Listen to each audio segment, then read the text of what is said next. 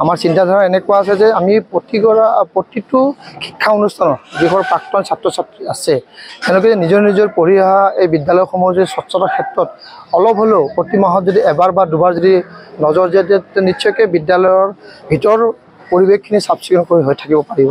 সেইকাৰণে মই সমূহ প্ৰাক্তন ছাত্ৰ ছাত্ৰীসকলক আমি আহ্বান জনাইছোঁ যে নিজে পঢ়ি অহা বিদ্যালয়সমূহত চাফ চিকুণ কৰাৰ ক্ষেত্ৰত এটা দিন যদি দি তেওঁলোকে যেন স্বচ্ছতা কৰি ৰাখিব পাৰে সেই এটা আমি মানে এটা মেছেজ দিয়াৰ কাৰণে আমি ব্যৱস্থা গ্ৰহণ কৰিছোঁ। আৰু আমিও এই কামৰূপ একাডেমীৰ উচ্চতৰ মাধ্যমিক বিদ্যালয়ৰ যি স্বচ্ছতা আছে সেই স্বচ্ছতাৰ আমি চকু দিম। আৰু গুৱাহাটী পৌৰ নিগমে আজি ইয়াতে সহযোগ কৰিছে।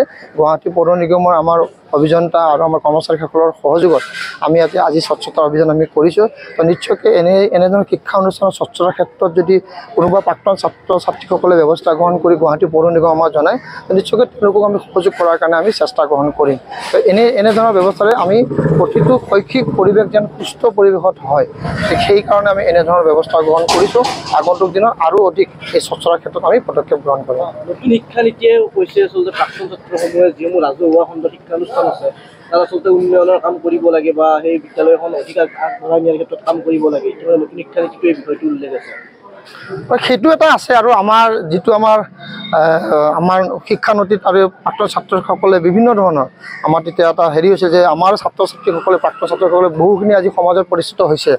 বহুতে ভাৰতৰ বাহিৰতো কাম কৰিছে। তেওঁলোকৰ পৰা কিছু যদি আমি অনুদানে যিবিলাক আমাৰ স্কুল আমাৰ বিদ্যালয় উন্নতি কৰাৰ প্ৰয়োজনীয়তা আছে তাতেও যদি তেওঁলোকে অনুদান হিচাপে বা তেনেধৰণৰ সহায় সহযোগ কৰে তো নিজৰ শিক্ষা অনুষ্ঠানৰ লগত আমাৰ এই উন্নতি হ'ব। সেইকাৰণে এই শিক্ষানীতিত এইখিনি অন্তৰ্ভুক্ত কৰিছে। আৰু আমিও ইয়াৰ পৰা আমি ইয়াৰে যিবিলাক এইবাৰ ভাল ফলাফল কৰিছে তেওঁলোকক আমি এক সম্বৰ্ধনা জনাইছোঁ। আৰু আগন্তুক দিনত আৰু আমাৰো কিছু আমাৰ ছাত্ৰসকল আছে যিসকলে আৰ্থিকভাৱে অলপ টনকিয়াল আছে তেওঁলোকৰ পৰা আমি কিছু অনুদান লৈ বিদ্যালয়ৰ কিছু আন্তঃগাঁথনিৰে হওক বা কিছু আচবাছৰ ক্ষেত্ৰতে হওক আমি কিছু ব্যৱস্থা গ্ৰহণ আমি কৰাৰ কাৰণে আমি এটা চিন্তা চৰ্চা কৰি আছোঁ। আৰু প্ৰথমতে আজি আমি ইয়াতে যিহেতু যোৱা আজি 15 দিন 20 দিন আগতে আমি ইয়াৰে ছাত্ৰ ছাত্ৰীসকলক আমি সম্বৰ্ধনা জনাইছোঁ। আৰু ইয়াৰ লগে লগে আমি স্বচ্ছতাৰ ক্ষেত্ৰতো প্ৰতি মাহতে আমি ইয়াতে এটা স্বচ্ছতা অভিযান কৰাৰ কাৰণে আমি ব্যৱস্থা গ্ৰহণ কৰিম। আমাৰ যিটো 91 বেটছ আছে আমি এনেকৈ গুৱাহাটী শিক্ষা অনুষ্ঠানত মানে বহুতো আমাৰ প্ৰাক্তন ছাত্ৰ ছাত্ৰীসকলৰ বেটছ আছে তেওঁলোকৰ যে এটা বেটছে যদি চাফা কৰে তো প্ৰতিদিনে চাফা হ'ব। ইয়াতে প্ৰতিদিনে চাফা হ'ব পাৰিব। ইয়াতে নাই বুলি কয় প্ৰায় 100-200 বেটছ ওলাই গৈছে।